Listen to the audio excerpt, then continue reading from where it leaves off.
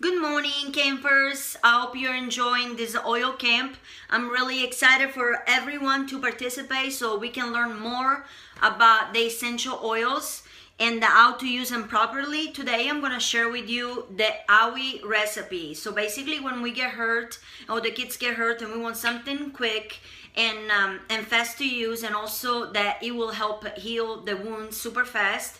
And the recipe is to use 3 different essential oils. One is Melaleuca, the other one is lavender, and the other one is frankincense. So you take equal parts of each essential oils, which I chose to do 15 drops of each. And then you take a spray bottle like this. I like to use this kind. And you put 15 drops of the 3 essential oils in this glass container. Then you top it off with the fractionated coconut oil, and your Owie spray is done. It is super easy, super inexpensive. There is no chemical involved, and it will help heal the wounds super fast.